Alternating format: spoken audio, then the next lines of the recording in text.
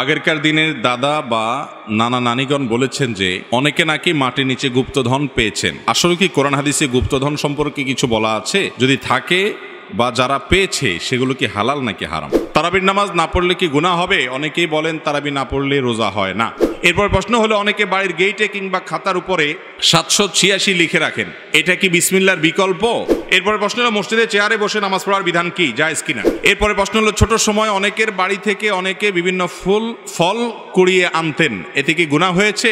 হয়ে থাকলে মাপের পথ কি? এরপরে প্রশ্ন হলো, ফেসবুকে অন্যের আইডিতে রিপোর্ট করা কিংবা হ্যাক করা গুনাহের কাজ কিনা?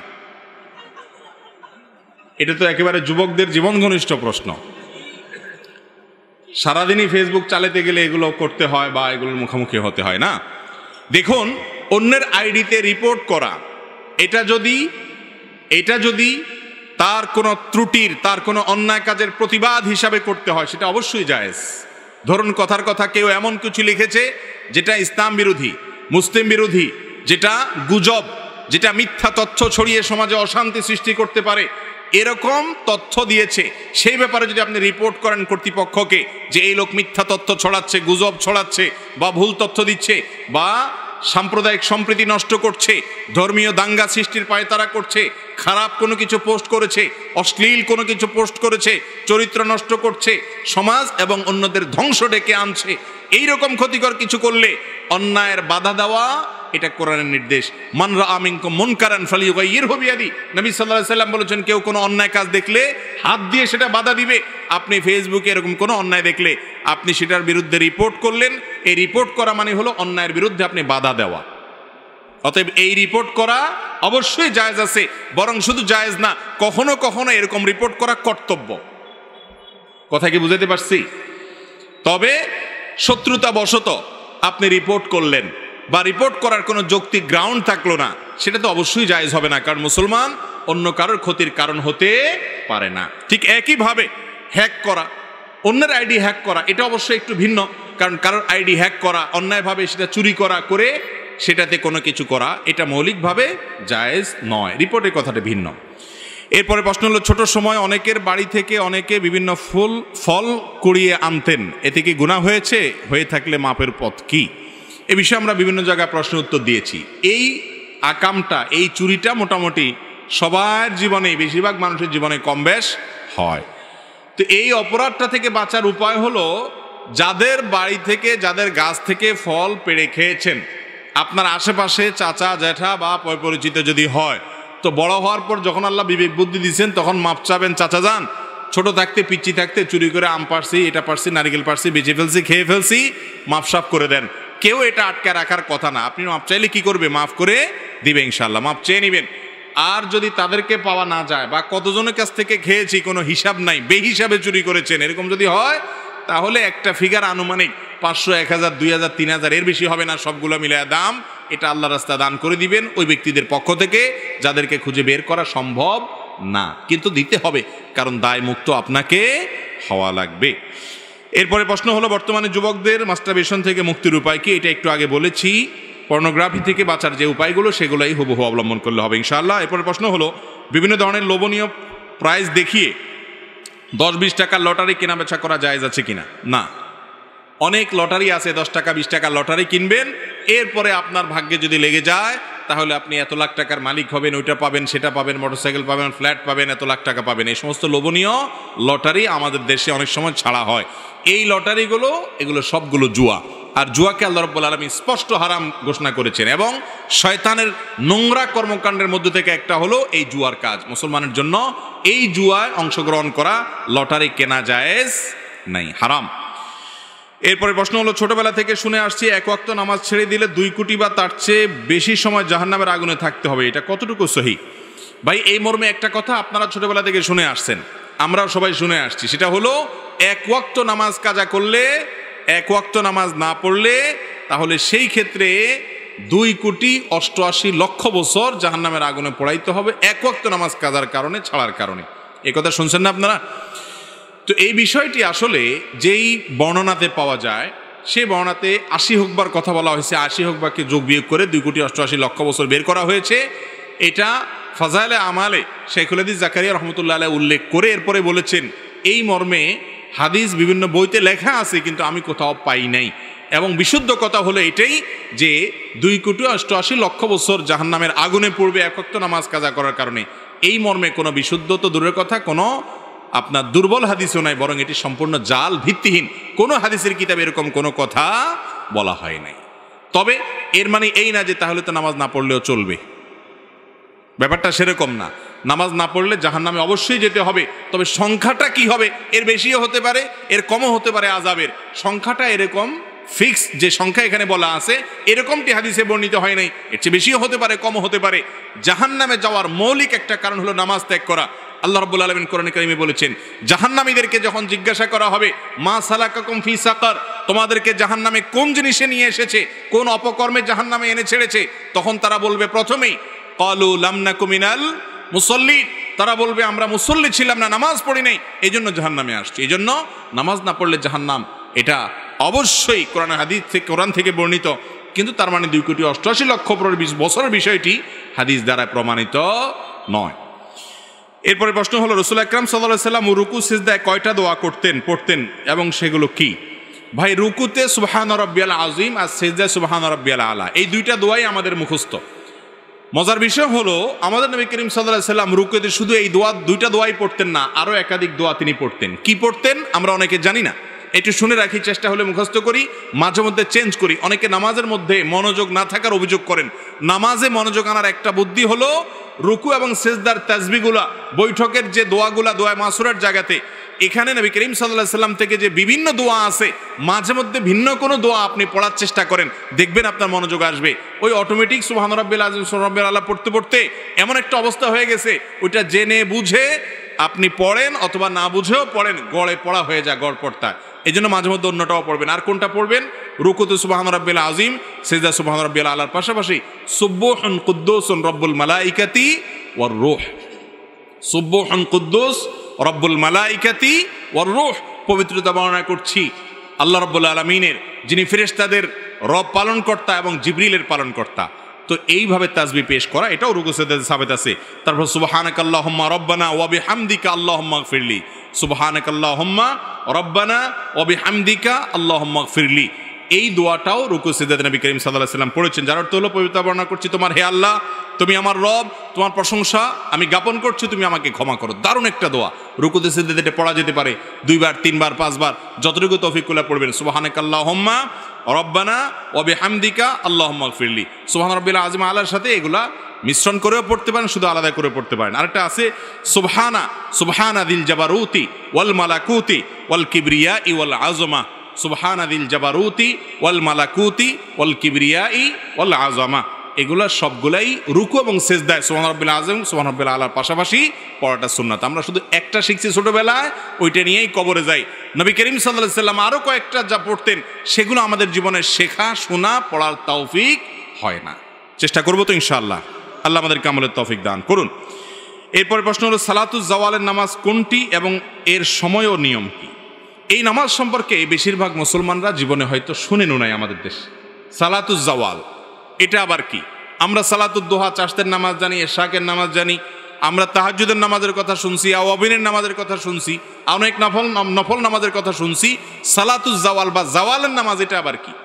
জাওয়ালের নামাজের কথা নবী করিম সাল্লাল্লাহু আলাইহি ওয়াসাল্লাম থেকে বিশুদ্ধভাবে বর্ণিত আছে। এবং জাওয়ালের নামাজটা হলো এমন সময়ের নামাজ যখন পৃথিবীর যেইখানে যখন জাওয়াল হয় সেই টাইমে তখন দুনিয়ার আসমান খুলে দেওয়া হয়, রহমতের দুয়ার খুলে দেওয়া হয়। এই টাইমে 4 রাকাত নামাজ নবী করিম সাল্লাল্লাহু আলাইহি ওয়াসাল্লাম পড়তেন। টাইমটা কখন? টাইমটা হলো ঠিক দুপুরে যখন জোহরের ওয়াক্ত হয়। জোহরের ওয়াক্ত ধরেন কথার কথা 12টা এত মিনিটে, আপনি ক্যালেন্ডার দেখবেন, এই যখন আপনার জোহরের ওয়াক্ত হবে, ওয়াক্ত হওয়ার সাথে সাথে জাওয়ালের নামাজের টাইম শুরু। এই টাইম থেকে নিয়ে 4 রাকাত নামাজ আপনি পড়বেন। অনেক উলামা ইকরাম বলেছেন জোহরের আগে যে 4 রাকাত সুন্নত ওইটাই জাওয়ালের নামাজ, আবার অনেকে বলেছেন যে ওইটা ছাড়া আলাদা 4 রাকাত। এটা হলো জোহরের ওয়াক্ত শুরু হয়েছে, এখান থেকে নিয়ে জোহরের আগের যে সুন্নত তার আগে 4 রাকাত নামাজ। এটা জীবনে অন্তত 1-2 বার হলেও পড়ার চেষ্টা করবেন। আল্লাহ তাআলা আমাদেরকে আমলের তৌফিক দান করুন। বিশেষ কোনো নিয়ম নাই, সাধারণ নামাজের মতো 4 রাকাত নামাজ পড়বেন এবং জাওয়ালের নামাজের সওয়াব আদায় হবে। এরপরে প্রশ্ন হলো শাবান মাসের ফজিলত করণীয় আমল করণীয় হাদিসের আলোকে দয়া করে বলবেন। আর কয়েকদিন পরেই শাবান মাস শুরু হতে যাচ্ছে। শাবান মাস সম্পর্কে আমাদের অনেক মানুষই জানেন না যে শাবান মাসটা এমন একটা মাস যেই মাসে বান্দার আমল আল্লাহর কাছে সারা বছরের আমলের হিসাব দেওয়া হয়, জমা দেওয়া হয়। নবী করিম সাল্লাল্লাহু আলাইহি সাল্লাম শাবান মাসে সবচেয়ে বেশি নফল রোজা রাখতেন। রমজানের পরে বছরের 2 মাসে বেশি নফল রোজা রাখতে হয়, একটা হলো মুহররম, আরেকটা হলো শাবান।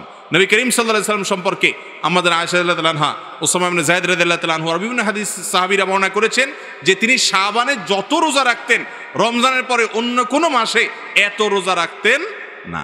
আমাদের আয়েশা রাদিয়াল্লাহু তাআলা এও বলেছেন কানা ইয়াসুমু শাবানা ইল্লা কালিলা, নবী করিম সাল্লাল্লাহু আলাইহি সাল্লাম গোটা শাবান জুড়ে রোজা রাখতেন, কয়েকটা দিন বাদে। শেষের দিকে রোজা রাখতেন না, শাবানের শুরুর দিকে বেশি বেশি রোজা রাখতেন। শাবান মাস সম্পর্কে একজন সাহাবী জিজ্ঞাসা করেছেন, ইয়া রাসূলুল্লাহ, আমি আপনাকে শাবানে বেশি রোজা রাখতে দেখি, এর কারণটা কি? তিনি 2টি কারণ বলেছেন। 1 নম্বর কারণ হলো তিনি বলেছেন এই মাসে বান্দার আমল আল্লাহর সামনে পেশ করা হয়, ফেরেশতারা হিসাব জমা দেয়, সারা বছরের রিপোর্ট জমা দেয়। তো আমি চাই আমার রিপোর্ট যখন জমা দেওয়া হবে ওই টাইমটাতে আমি একটু আমলে থাকি, রোজার মধ্যে থাকি, যাতে করে আমার আমল নামা জমা দেওয়ার সময় আমাকে আল্লাহ ইবাদত অবস্থায় দেখেন।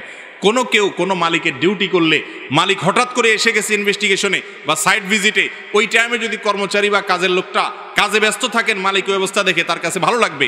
এই জন্য শাবান মাস নবী করিম সাল্লাল্লাহু আলাইহি সাল্লাম নফল রোজা বেশি বেশি করে রাখতেন। বান্দার আমল নামা প্রাত্যহিকভাবে সকাল সন্ধ্যায় 2 বার জমা হয়, সাপ্তাহিকভাবে বৃহস্পতিবার জমা হয়, আর বাৎসরিকভাবে জমা হয় কখন? শাবান মাস।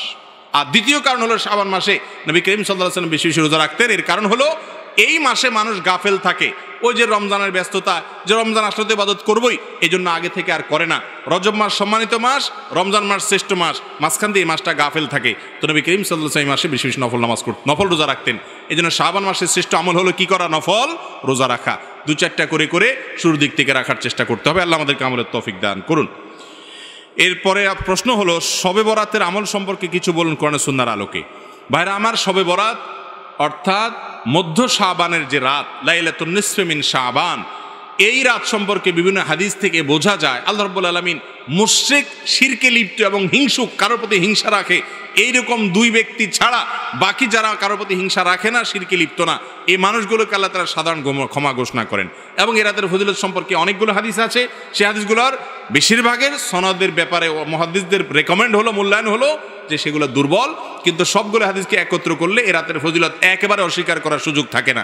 আবার আমরা এটাকে যেভাবে বছরের সবচেয়ে গুরুত্বপূর্ণ রাত বানিয়ে নিয়েছি সেটাও সঠিক না, কারণ বছরের ইবাদতের জন্য সবচেয়ে ফজিলতপূর্ণ রাত কোনটা? শবে কদর না শবে বরাত? শবে কদর। তো সেটার চাইতে আপনি এটাকে যদি গুরুত্বপূর্ণ বানিয়ে ফেলেন সেটা অবশ্যই পরিত্যাজ্য। এরপরে প্রশ্ন হলো ভুলে কারো গীবত করে ফেললে করণীয় কি? আপনি যদি কারোর গীবত করে ফেলেন, কারোর পেছনে সমালোচনা করে ফেলেন, এটা অন্যায়, বান্দার হক নষ্ট করলেন, তাহলে কি করবেন? এই গীবতের কাফফারা বা ক্ষতিপূরণ হিসাবে আপনি 4টি কাজ করবেন। নাম্বার 1, আল্লাহর কাছে মাপ চাইবেন। আল্লাহ, আমি গীবত করে ফেলেছি। গীবত করা কি হালাল না হারাম? একটু আগে আপনারা গীবত সম্পর্কে আলোচনা শুনছেন, ওয়াজ শুনেছেন। গীবত করা কিরকম হারাম? আপন ভাই মারা গেলে তার গোশত কামড়ে খাওয়া, রান্না করে খাওয়া, তার গোশত খাওয়াটা যেরকম অপরাধ, গীবতটা সেই রকম অপরাধ। কত ডেঞ্জারাস অপরাধ চিন্তা করেন। এইরকম অপরাধ আপনি করে ফেলেছেন, এটা যখনই আপনি আঁচ করবেন যে আমি এত গীবত করে ফেলেছি, সাথে সাথে আল্লাহর কাছে 1 নম্বর কাজ হলো মাপ চাইবেন। কি চাইবেন? মাপ চাইবেন যে আল্লাহ আপনি আমাকে মাফ করে দেন। 1 নাম্বার 2, যেই ব্যক্তির গীবত করেছেন পরিচিত হলে, জানাশোনা হলে, যদি তার কাছে মাপ চাওয়ার সুযোগ থাকে তাহলে যা বলবেন যে ভাই তোমার গীবত করে ফেলছি, তুমি আমাকে মাফ করে দাও। আর যদি মাপ চাইতে গেলে বরং আরো ভেজাল বাড়ে, বলে যে কি সর্বনাশ, কি গীবত করছো আমার বলো। এরপরে যদি সে শোনার পরে আরো উল্টা আপনার উপরে চড়াও হয়, সম্পর্ক নষ্ট হওয়ার ভয় থাকে, তাহলে দরকার নাই তার কাছে মাপ চাওয়ার। তাহলে সেক্ষেত্রে 3 নম্বর কাজ করবেন। সেটা কি? সেটা হলো তার জন্য আল্লাহর কাছে মাপ চাইবেন। এবং এ বিষয়ে বিভিন্ন হাদিসে বর্ণনা পাওয়া যায় যে গীবত হয়ে গেলে, যার গীবত করে ফেলেছেন তার নাম ধরে বলবেন আল্লাহ অমুককে আপনি মাফ করে দেন। এটা ইনশাল্লাহ আপনার গীবতের কি হবে? কাফারা হিসাবে কাজ করবে। আর নাম্বার 4 হলো যাদের সামনে তার গীবত করেছেন তাদের সামনে তার প্রশংসা করবেন।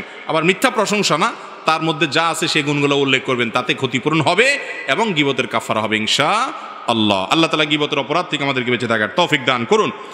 এরপর প্রশ্ন হলো বিদেশ থেকে টাকা পাঠানো হলে বাংলাদেশ সরকার কর্তৃক 2.5% ক্যাশ ইনসেন্টিভ প্রদান করে থাকে, সেই টাকা ব্যবহার করার শরিয়া বিধান কি? এ বিষয়ে আমরা এর আগে বারবার বিভিন্ন জায়গায় বলেছি। সরকার বৈধ পদ্ধতিতে যেন টাকা পাঠানো হয় বিদেশ থেকে, প্রবাসীরা যেন বৈধ পদ্ধতিতে অর্থাৎ ব্যাংকের মাধ্যমে টাকা পাঠায়, যেন হুন্ডির মাধ্যমে না পাঠায়, সেজন্য উৎসাহ দিয়ে প্রণোদনা দিয়ে শতকরা এই যে 2.5% ইনসেন্টিভ দিয়ে থাকে, এইটা গ্রহণ করাতে কোনো অসুবিধা নাই, কারণ এটা কোনো ঘোষণা, শুধুমাত্র প্রশ্নই নেই,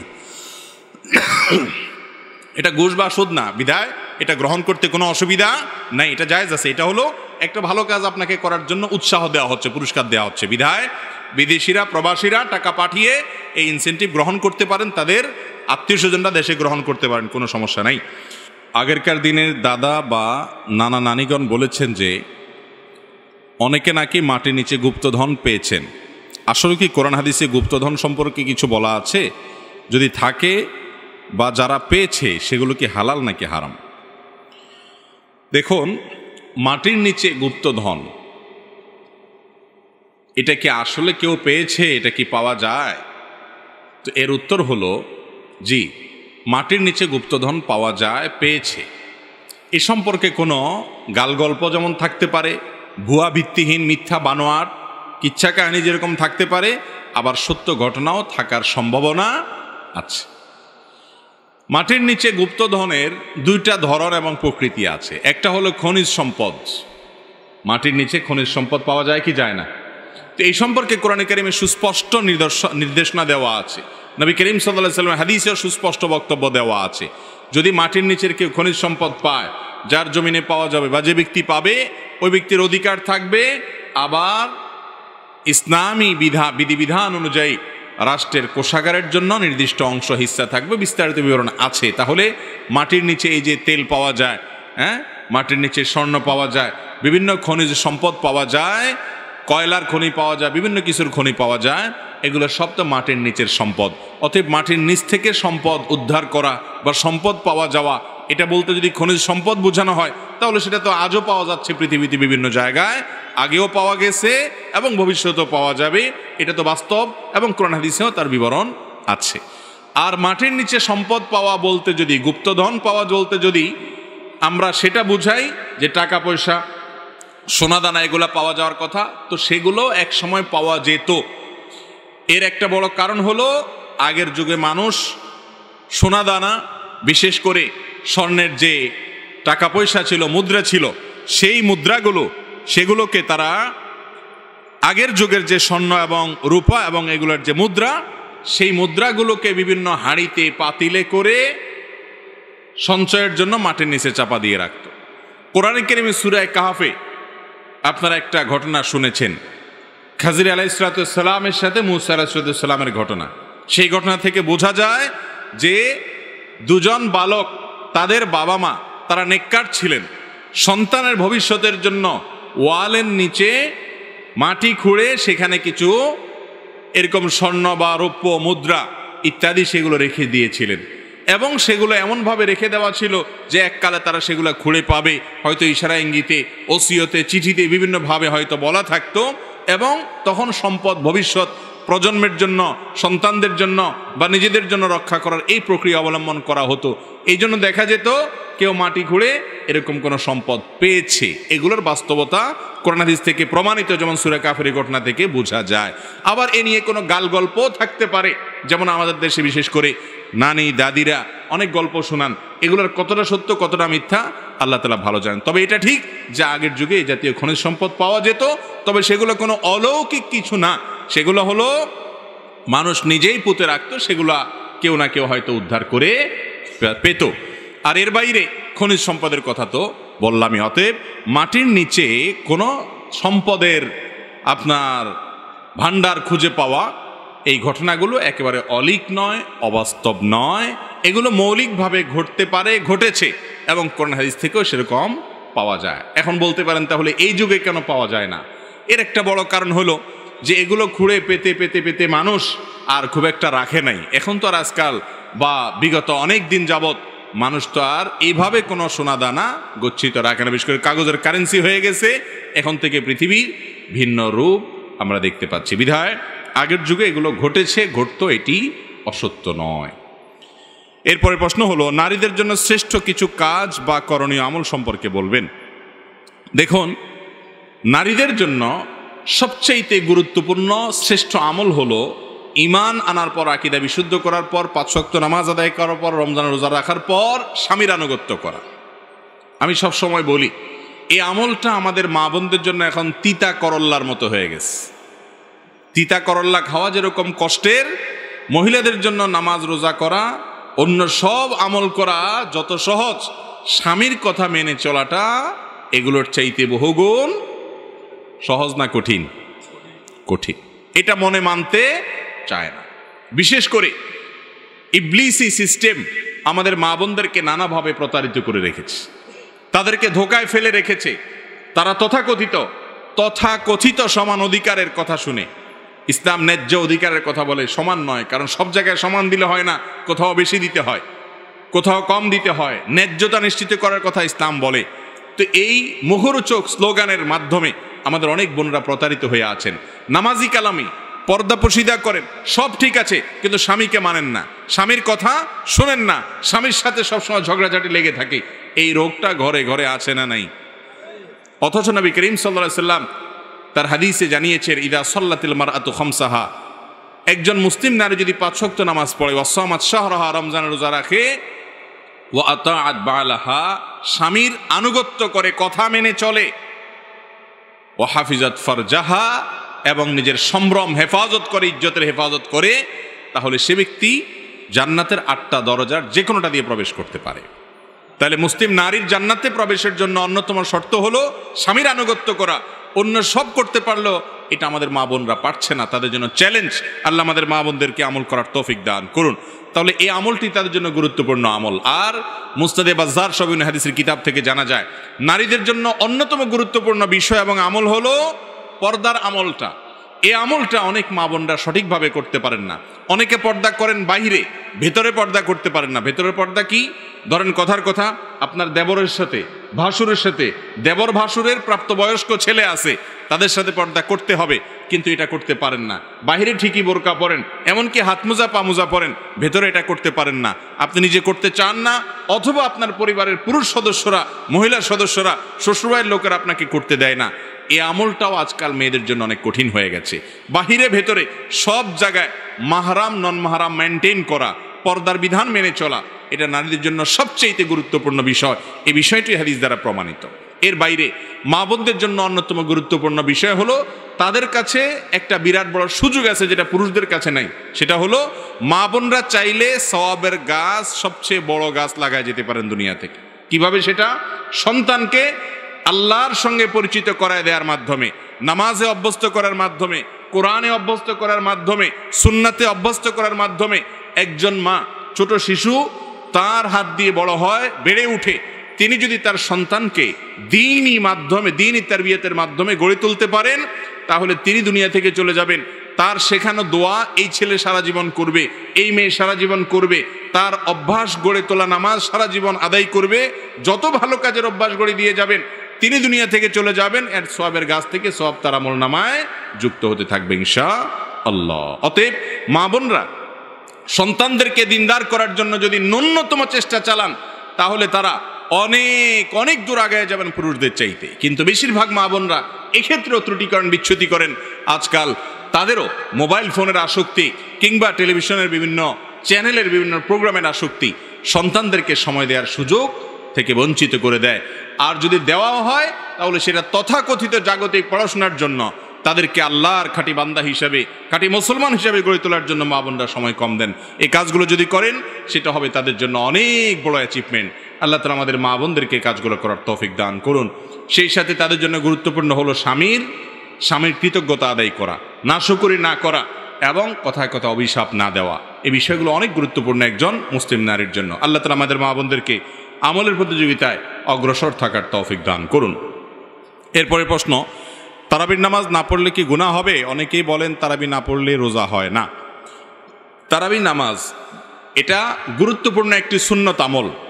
রমাদান মাসে যদি কেউ তারাবির নামাজ পড়ে, নবী করিম সাল্লাল্লাহু আলাইহি ওয়াসাল্লাম বলেছেন, মান কামা রমাদানা ঈমানান ওয়া ইহতিসাবা গুফিরা লাহু মা তাকাদ্দামা মিন যামবি। যে ব্যক্তি রমজানের রাতের বেলা দাঁড়িয়ে তারাবির নামাজ আদায় করবে, তার পেছনের সমস্ত গুনাহ খাতা আল্লাহ তাআলা মাফ করে দিবেন। অতএব তারাবি নামাজ পড়তে চেষ্টা করা উচিত। কিন্তু কোনো কারণে যদি কেউ তারাবি নামাজ না পড়েন, তার কারণে তার রোজা হবে না, এমন কোনো কথা পৃথিবীর কোনো আলেম কোনো ফকি বলেন নাই। অতএব যদি কেউ তারাবি পড়তে নাও পারেন, রোজা তাকে অবশ্যই রাখতে হবে। তারাবি মিস হলে গুনাহ হবে না, বড় গুনাহ কবিরা গুনাহ হবে না, কিন্তু রমজানের রোজা মিস হলে কবিরা গুনাহ হবে। অতএব তারাবি নামাজ এটা আমাদের আদায় করা উচিত। এটা যদি ছুটে যায় কোনো কারণে, হঠাৎ কোনো একদিন একা একা পড়ে নেব, আর যদি অসুস্থতার কারণে শরীর খারাপ লাগে পড়লামই না, একদিন মাত দিলাম হঠাৎ করে, তাহলে ইনশাআল্লাহ বড় কোনো গুনাহ হবে না বা গুনাহ হবে না। কিন্তু অলসতা করে যদি আমি বাদ দেই তাহলে সেটা অবশ্যই ক্ষতির কারণ। এরপরে প্রশ্ন হলো, আমার একজন বন্ধু প্রতিদিন রাতে পর্নোগ্রাফি না দেখলে রাতে ঘুম আসে না, এ থেকে মুক্তির উপায় কি? দেখুন, তরুণ প্রজন্মের একটা বড় অংশ, শুধু তরুণরা না, যারা অতরুণ আছেন, বয়স পরিপক্ক, এরকম লোকদের মধ্যেও পর্নোগ্রাফির আসক্তি আজ চরমে পৌঁছেছে। ঘরে ঘরে জনে জনে এই রোগটা, এমনকি পুরুষদের পাশাপাশি নারীদের মধ্যেও। ভাইরা আমার, ভেতরে ভেতরে আমাদেরকে শেষ করে দিচ্ছে এই পর্নোগ্রাফির কারণে। এই সমস্ত বাজে নেশা এবং এডিকশনের কারণে ঘরে ঘরে স্বামী স্ত্রীর মধ্যে কোনো ভালোবাসা নাই, সম্প্রীতি নেই। যারা এগুলোতে আসক্ত হয়, সবচেয়ে নগদ শাস্তি হলো তাদের দাম্পত্য জীবনের সুখ শান্তি প্রায় অলমোস্ট হারাম হয়ে যায়। যে যুবক পর্নোগ্রাফি দেখতে দেখতে দেখতে দেখতে সে ক্লান্ত, এটা তার মধ্যে নেশায় পরিণত হয়ে গেছে, তার উপর আল্লাহর পক্ষ থেকে সবচেয়ে বড় শাস্তি হলো দাম্পত্য জীবনে স্ত্রীর সাথে তার কোনো ভালোবাসা হয় না। এটা অভিজ্ঞতা প্রমাণ করে, অসংখ্য অজস্র অভিজ্ঞতা এর জন্য রয়েছে। বিধায় পর্নোগ্রাফির ভয়াবহ ক্ষতিকর দিকগুলো আমাদেরকে আগে বুঝতে হবে, এবং এর মাধ্যমে নগদ লাভ করা, নগদ সাময়িক সময়ের সুখ বা তৃপ্তি লাভ করার সুযোগ থাকলেও পরোক্ষ নেই।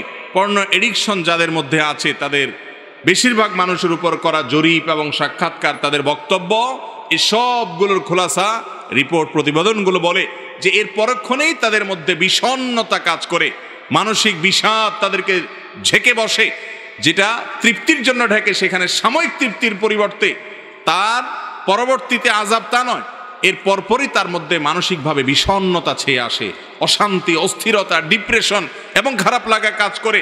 সে নিজেকে খারাপ মনে করতে করতে একটা পর্যায়ে আল্লাহর রহমত থেকে পর্যন্ত নিরাশ হয়ে যায়। এই জন্য পর্নোগ্রাফির এই ভয়াবহ কাজের ভয়াবহতা এত বেশি যে গোটা দুনিয়ার জীবনটাকে ধ্বংস করে দেয়, আখিরাত ধ্বংস আছেই। এই জন্য ভাইরা আমার, আগে বুঝতে হবে যে এটা কত ডেঞ্জারাস বিষয়। এটা থেকে বাঁচতে চান, কয়েকটা স্টেপ নেবেন, কয়েকটা পদক্ষেপ নেবেন। নাম্বার এক নম্বর পদক্ষেপ হলো যে এটার মাধ্যমে আপনার ভবিষ্যৎ ধ্বংস হয়ে যাবে, আপনার পারিবারিক জীবন, দাম্পত্য জীবন শেষ হয়ে যাবে, আপনার কোনো কিছু ভালো লাগবে না, বিষণ্ণতা, বিষাদের মধ্যে আপনি ভোগ করবেন। এটি নিশ্চিত জেনে রাখবেন, এই ভয়াবহতা মাথায় আপনি ভালো করে ঢুকিয়ে রাখেন, সহজ হবে আপনার বেঁচে থাকা। এর ভয়াবহতা সম্পর্কে জানার চেষ্টা করবেন। অনেক বই বাজারে বের হয়েছে, অস্ট্রেলিয়ান একজন লেখকের বই বাংলা অনুবাদ হয়েছে, আমি বইটার নাম ভুলে গেছি, কিন্তু এই আসক্তি থেকে বাঁচার জন্য অসম্ভব উপকারী। সে বইটা সহ আরও যে সমস্ত বই আছে পড়তে পারে। নাম্বার 2, মোবাইলে যে সমস্ত ডিভাইসের মাধ্যমে হারাম জিনিস দেখার অভ্যাস আছে, সেই সমস্ত ডিভাইসগুলোতে ফরম্যাট দিয়ে ফেলেন। সবসময় ফরম্যাট দিতে পারবেন না।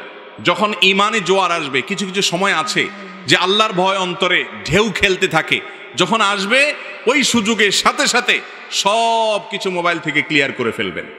এবং যেই সমস্ত সাইটে, নেটে, সোশ্যাল মিডিয়াতে, যে সমস্ত জায়গায় গেলে আপনি এগুলো থেকে বাঁচতে পারেন না, সেগুলো থেকে আপনার সম্পর্ক ছিন্ন করতে হবে। এবং বেশি না, মাদকাসক্ত মানুষকে যেরকম একটা সময় মাদক নিরাময় কেন্দ্রে নিয়ে রাখলে এবং বিশেষভাবে ট্রিটমেন্ট করলে সে মাদকাসক্তি থেকে বেরিয়ে আসতে পারে, এই পর্নো আসক্তি, এডিকশন যাদের মধ্যে আছে, তাদেরও বের হয়ে আসার জন্য সামান্য কিছুদিন একটু স্ট্রাগল করতে হবে। কথার কথা, নেট আছে এরকম মোবাইলের সাথে আপনি সংবিচ্ছিন্ন করলেন, আপনি বাটনওয়ালা কম দামের ছোট একটা মোবাইল নিলেন শুধুমাত্র কল ধরা এবং কল করার জন্য, নেট থেকে বিচ্ছিন্ন থাকলেন, বেশি না 1-1.5 মাস 2 মাস, বা যার যতটুকু তৌফিকে কুলা।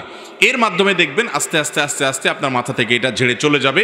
এটা একেবারে নিশ্চিত। যদি আপনি 1-2 মাস অন্তত যে সমস্ত মোবাইলের কারণে, যে সমস্ত ডিভাইসের কারণে, যে সমস্ত নেটের পেজের সাথে আপনার কানেকশনের কারণে পর্ণ আসক্তি আপনার মধ্যে আছে, এগুলো দেখার সুযোগ তৈরি হয়, সেগুলো থেকে আপনি নিজেকে বিচ্ছিন্ন করে ফেলেন, দেখবেন 1-2 মাস পরে আপনার মধ্যে নেশা থাকছে না, ইনশাআল্লাহ নেশা পরিবর্তন হবে। তবে এর পাশাপাশি তৃতীয় যে কাজটি করতে হবে তা হলো সোহবতে সালেহ বা নেককারদের সান্নিধ্য।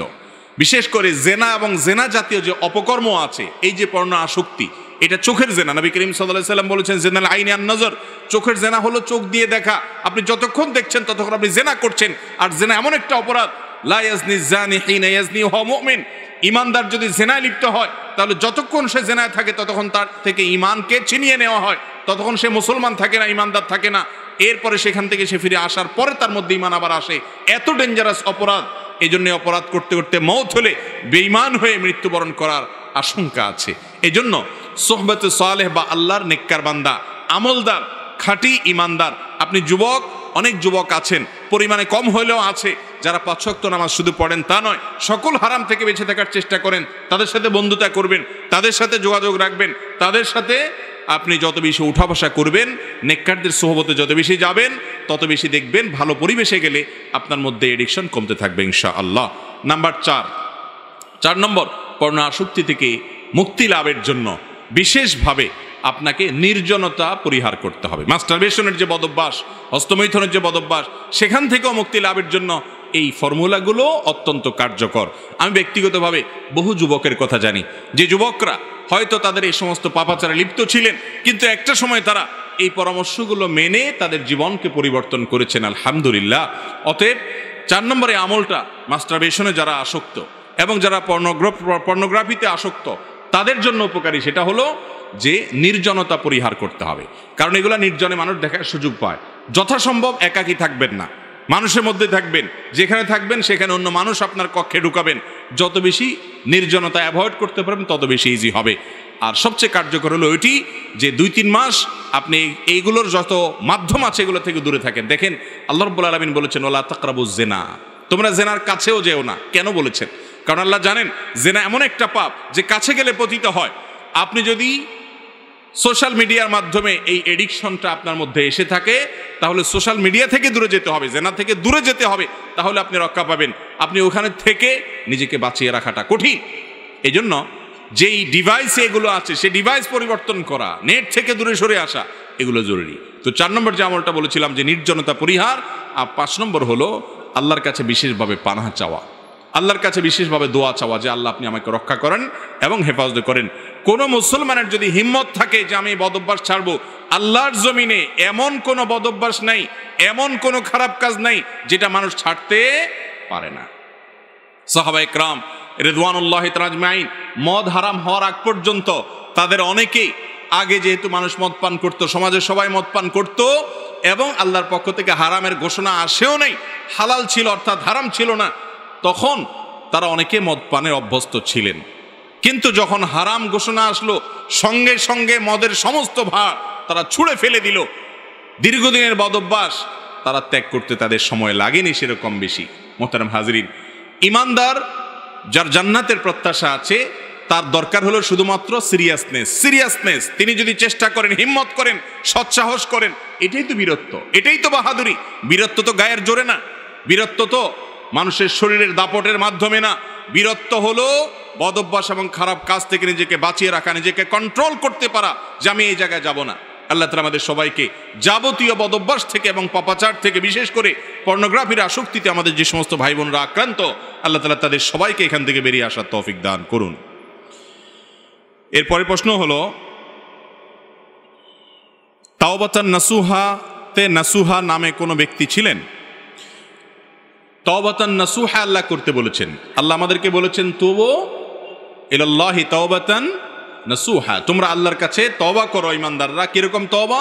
যে তওবাটা নাসুহার তওবা। তো নাসুহা কি কোনো ব্যক্তি তার মতো তওবা? উত্তর হলো না। নাসুহা সম্পর্কে মুফাসসিরিন কিরামের বিশুদ্ধতম এবং প্রসিদ্ধ মত হলো যে নাসুহা মানে হলো খাঁটি তওবা। এমন তওবা বলা হয় যেই তওবা করার পর আর ভঙ্গ হয় না, অর্থাৎ ধরে রাখতে পারে। ধরুন আপনি একটা পাপের কাজ করেছেন, আর করবেন না মর্মে আপনি প্রতিজ্ঞা করেছেন।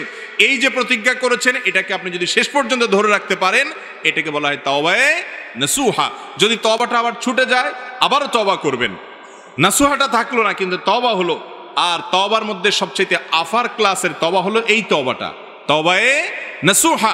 যে পাপ জীবনে একবার করার পর বা যখনই তওবা করেছেন এরপর থেকে আর তওবা ভাঙে নাই, মরণ পর্যন্ত তওবাটাকে ধরে রাখতে পেরেছেন, ওই পাপে আর যান নাই, জড়ান নাই, তাহলে বোঝা যাবে এই তওবাটা ছিল তওবায়ে নাসুহা বা খাঁটি তওবা। এই খাঁটি তওবা করার নির্দেশ আল্লাহ তাআলা দিয়েছেন। আল্লাহ আমাদেরকে সবাইকে খাঁটি তওবা এবং তওবায়ে নাসুহা করার তৌফিক দান করুন। এরপরে প্রশ্ন হলো অতিরিক্ত স্বপ্নদোষ হওয়ার কারণ কি এবং এর থেকে মুক্তির উপায় কি? দেখুন, অতিরিক্ত স্বপ্নদোষ হওয়ার কারণ এ সম্পর্কে ডাক্তাররা ভালো বলতে পারবেন। এটা কোরআন এবং হাদিসের আলোকে এই সম্পর্কে কিছু বলা, অন্তত সরাসরি কোরআন হাদিসে কোনো কিছু আসছে বলে আমার জানা নেই। তবে হ্যাঁ, এটা ঠিক, এটা অনেক সময় শারীরিক দুর্বলতার কারণে হয়, নানা কারণে হয়। হোমিওপ্যাথিক এবং অ্যালোপ্যাথিক বিভিন্ন চিকিৎসা আছে, অতএব সে চিকিৎসকের শরণাপন্ন হতে হবে। স্বপ্নদোষ হওয়া এটা কোনো অপরাধ না। অনেক যুবক আছে এটা নিয়ে হেজিটেশনে ভুগে, এটা নিয়ে খুব বেশি পেরেশান হয়ে যায় যে আরে আমার স্বপ্নদোষ কেন হচ্ছে, আমি খারাপ মানুষ নাকি। না, স্বপ্নের মধ্যে সে যত কিছুই দেখুক না কেন, সেটা যাই হোক না কেন, তার কারণে তার আমলনামা কোনো গুনাহ লেখা হয় না, যেহেতু এটা মানুষের সাধ্যের বাইরে, তার হাতে না। এই জন্য তার কোনো অপরাধ হয় না, পাপ হয় না। আর এমন কোনো কথা নেই যে লোকটা নেককার ভালো মানুষ তার স্বপ্নদোষ হয় না, আর যে বদকার খারাপ মানুষ তার স্বপ্নদোষ হয়, এমন কোনো কথা নাই। তবে হ্যাঁ, বাহিরে খারাপ জিনিসের জল্পনা কল্পনা মানুষকে স্বপ্নেও খারাপ জিনিস দেখাতে পারে, সেটি আরেক বিষয়। কিন্তু তাই বলে স্বপ্নদোষ হলে মানুষটা খারাপ, না হলে ভালো, এমন কোনো সহজ সমীকরণ ইসলামে নাই। অতিরিক্ত স্বপ্নদোষ হলে সেটা শারীরিক দুর্বলতার কারণে বা অন্য কোনো কারণে বা নিজের কোনো বদভ্যাসের কারণে এ বিষয়ে সংশ্লিষ্ট বিষয়ে এক্সপার্ট এবং ডাক্তারদের শরণাপন্ন হওয়া উচিত।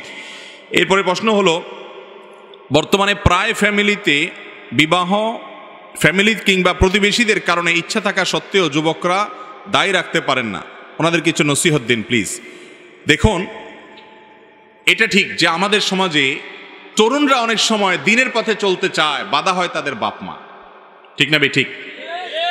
এর চাইতে বড় কপাল পোড়া বাপ মার কে হতে পারে, যেই বাপ মার ঘরে আল্লাহ রাব্বুল আলামিন এমন সন্তান দিয়েছেন যে সন্তান জান্নাতের দিকে যেতে চায়। যেখানে যুবকরা বুকে যাচ্ছে, নষ্ট হয়ে যাচ্ছে, সেখানে কিছু যুবক যদি জান্নাতে যেতে চায়, বাবা মা তো সেটাকে ওয়েলকাম করা উচিত। যেই বাবা মা যুবকদের এই সমস্ত বিষয়গুলোকে অ্যাপ্রিসিয়েট করে না, ওয়েলকাম করে না, স্বাগতম জানায় না, তাদেরকে বরং ভৎসনা করে, নানান ভয় দেখায়, সেই বাবা মার কথা যুবকদের জন্য শোনা জায়েজ নাই। আর এই বাবা মা যদি অন্যায় নির্দেশ করেন, কিয়ামতের ময়দানে অবশ্যই আল্লাহর আসামি হিসাবে, আল্লাহর কাঠগড়া আসামি হিসাবে তারা দাঁড়াবেন। অতএব বাবা মাদেরকে আল্লাহর ভয় অন্তরে লালন করতে হবে, প্রতিবেশীদেরকে আল্লাহর ভয় অন্তরে লালন করতে হবে। এটা ঠিক, আমাদের দেশে বেশিরভাগ মানুষ ভালো হতে চাইলেও সমাজের মানুষ এবং প্রতিবেশীরা তাকে ভালো হতে, তাই বলে আমরা কি হাল ছেড়ে দিব? আমাদের শেষটুকু পর্যন্ত শেষ সাধ্য অনুযায়ী চেষ্টা করতে হবে। আল্লাহ আমাদেরকে আমলের তৌফিক দান করুন। এরপর প্রশ্ন হলো, অনেকে বাড়ির গেটে কিংবা খাতার উপরে 786 লিখে রাখেন, এটা কি বিসমিল্লাহর বিকল্প? দেখুন, বিভিন্ন কাগজের উপরে, পরীক্ষার খাতার উপরে বা বাড়ির গেইটে 786 লিখে রাখা হয় এবং বলা হয় বিসমিল্লাহির রহমানির রহিমের সংক্ষিপ্ত রূপ। এটা জানেন তো আপনারা? এটা মূলত আরবিতে প্রতিটি অক্ষরের একটা মান নির্ণয় করা হয় আবজাদি পদ্ধতি, এটাকে বলা হয় আবজাদি পদ্ধতি। আরবি অক্ষরগুলোর এক একটা মান দিয়ে আবজাদ হাওয়াজ হত্তি একটা হিসাব নিকাশ আছে, যে আলিফের মান কথার কথা এত, বায়ের মান এত, তায়ের মান এত। তো এই বিসমিল্লাহির রহমানির রহিমের যতগুলো অক্ষর আছে, বিসমিল্লাহর অক্ষরগুলোকে গণনা করে এই সব অক্ষরের যে মান আছে, ওই মানটাকে যোগ করার পর নাকি 786 হয়েছে। যাই হোক, 786 হয়েছে ধরেন, তারপরেও বিসমিল্লাহির রহমানির রহিম যেখানে লিখতে হয় সেখানে বিসমিল্লাহির রহমানির রহিম না লিখে 786 লিখলে বিসমিল্লাহ লেখার যে সুন্নাত বা সওয়াব সেটা কখনো আদায় হবে। বরং একটা ভয়াবহ বিষয় জেনে রাখেন, আমরা অনেকে জানি না, সেটা হলো যে আবজাদি সংখ্যা, যেটা আরবি বর্ণমালার বিভিন্ন সংখ্যা যে বের করা হয়েছে, এই পদ্ধতিটা একজন ইহুদি দার্শনিক, যিনি গ্রিসে ছিলেন, পিথাগোরাস বলা হতো, এই লোকটা আবিষ্কার করেছে। একজন ইহুদি দার্শনিকের আবিষ্কার, যে লোকটা চরম ইসলাম বিদ্বেষী ছিল, সেই সিস্টেমকে আবিষ্কার করেছে এবং সেটা ইহুদিরাই ধারণ লালন করেছে। পরবর্তীতে মুশরিকরা সেটার আরো বেশি বিস্তার এবং উন্নয়নে ভূমিকা রেখেছে। আরবি বর্ণমালার যে বিভিন্ন আপনার মান নির্ণয় করা সংখ্যার মাধ্যমে, এটা কোনো মুসলমানদের কাজ না, ইহুদি এবং মুশরিকদের কাজ। দুঃখজনক যে আমাদের অনেকে দেখা যায় বিভিন্ন তাবিজ কবজ লেখেন, সেখানে সংখ্যা দিয়া রাখেন। শুধুমাত্র সংখ্যা ছাড়া আর কিছু নাই। একটা সূরার সংখ্যা কথার কথা, সূরা বাকারা বিশাল বড় সূরা, সূরাগুলোর প্রত্যেকটা, এই সূরার সমস্ত অক্ষরগুলো বর্ণগুলোর সংখ্যাকে ক্যালকুলেশন করে একটা ফিগার বাইর করলো কথার কথা, এত লক্ষ, এত হাজার, এত। তাহলে এই সংখ্যাটা উল্লেখ করলেই সূরা বাকারা পড়া সব হয়ে যাবে। সংখ্যা উল্লেখ করতে তো কোয়ার্টার সেকেন্ড সময় হয়তো লাগবে না, কিন্তু এই সূরা তেলাওয়াত করতে তো 1-1.5 ঘন্টা 2 ঘন্টা সময় লাগতে পারে। বিধায় এই পদ্ধতিটাই হলো অমুসলিমদের, সেটা আমরা ইসলামের নামে গ্রহণ করছি। অতএব বিসমিল্লাহির রহমানির রহিমের জায়গায় 786 লেখা এটা জায়েজ নাই, এটা সুন্নত তো হবেই না, সওয়াব তো হবেই না। বরং ইহুদিদের ব্যাপারে নবী করিম সাল্লাল্লাহু আলাইহি ওয়াসাল্লাম বলেছেন খালিফুল ইয়াহুদা ওয়াল মুশরিকিন, তাদের বিরুদ্ধাচরণ করতে। অতএব তারা যে আবজাদি পদ্ধতির আবিষ্কার করেছে সেটা কোনো মুসলমান ধারণ করতে পারে না। দুঃখজনক যে আমাদের অনেক দিনদার মানুষও এগুলো ধারণ করেন। বিশেষ করে তাবিজ কবজে এই সমস্ত সংখ্যাগুলো অনেক ব্যবহার হয়। এগুলো ব্যবহার করার কোনো যৌক্তিক, অন্তত কর্নার্সের দৃষ্টিকোণ থেকে কোনো যৌক্তিক গ্রাউন্ড থাকতে পারে না। বিধায় 786 না, লিখতে হবে কি বিসমিল্লাহির রহমানির রহিম। যেখানে বিসমিল্লাহ লিখতে পারবেন না মুখে বলবেন, কিন্তু তাই বলে বিসমিল্লাহর বিকল্প হিসাবে 786 লিখবেন না। এরপরে প্রশ্ন হলো, আমরা সুন্নত ভাগ কাটবো, পুরুষের চুল এর ক্ষেত্রে রাখার পদ্ধতি, সুন্নত পদ্ধতি 3টা। একটা হলো কান পর্যন্ত অথবা কাঁধ পর্যন্ত বা মাঝামাঝি চুল রাখা, জুম্মা লিম্মা অফরা 3 ভাবে। এই কান থেকে নিয়ে কাঁধ পর্যন্ত এই 3 ভাবে মোট চুল রাখাটা হলো সুন্নত। আর একভাবে চুল রাখা যায়, সেটা হলো গোটা মাথার চুলকে সমান করে কাটলেন, সেটা যত ছোট করেন বা যত বড় রাখেন, কিন্তু এই সুন্নার ছোট, এর চাইতে ছোট ভার্সনে আপনি পুরো মাথার চুলকে সমান করলেন, এটা হলো জায়েজ। আর এক প্রকারের চুল রাখা গুনাহের কথা, সেটা হলো কাজা। সেটা হলো আজকাল কিছু টিকটকার পাবেন, কিছু এই টাইপের, ওই যে আরো কি কি আছে না অ্যাপ এরকম টিকটক টাইপের, এগুলার দেখবেন যে চুল রাখে ইবলিসের মতো। মাথার মাঝখান দিয়া আপনার ওই ধান ক্ষেতের ধান কাটলে যেরকম নাড়াটা থাকে না, ওই রকম কিছু চুল মাঝখান দিয়া থাকে আইলের মতো, আর 2 পাশ দিয়া চেঁচে ফেলায়। দেখছেন না? দেখেন নাই? দেখতেই কেমন একটা ইবলিস এবং একটা উদ্ভট ভাব লাগে, ঠিক না ভাই? ঠিক। তো এই টাইপের চুলকে হাদিসে কাজা বলা হয়েছে। নবী করিম সাল্লাল্লাহু আলাইহি ওয়াসাল্লাম এভাবে চুল কাটতে নিষেধ করেছেন। অতএব এটা জায়েজ নাই। আপনি হয় সম্পূর্ণ ছোট করবেন আর না হলে লম্বা রাখবেন, এটা হলো সুন্নাত। আর মেয়েদের জন্য চুল যত লম্বা রাখা যায় ভালো, তবে তারা খাটো করতে চাইলে খাটো করতে পারেন। উম্মাহাতুল মুমিনিন নবী করিম সাল্লাল্লাহু আলাইহি ওয়াসাল্লামের স্ত্রীগণ তারা খাটো করেছেন, কিন্তু খাটো করতে আবার এমন খাটো করবেন না যে পুরুষ এবং নারী দেখতে একরকম হয়ে যায় এবং সাদৃশ্য হয়ে যায়, সেটা যেন না হয়। এরপরে প্রশ্ন হলো, আকিকাতে গরু জবাই করে সমাজের বিত্তশালীদেরকে দাওয়াত খাওয়ালে আকিকা পূর্ণাঙ্গ হবে কিনা? আকিকার গোশতটা কোরবানির গোশতের মতো। আপনি এটা যদি ধনীদেরকে খাওয়ান তাতেও আকিকা হয়ে যাবে, গরিবদেরকে খাওয়ান তাতেও আকিকা হয়ে যাবে, নিজে খান তাতেও আকিকা হয়ে যাবে। কিন্তু উত্তম এবং ভালো হলো কিছুটা নিজেরা খান, কিছুটা আত্মীয় স্বজন প্রতিবেশীদেরকে দেন, আর কিছুটা দান টান করেন।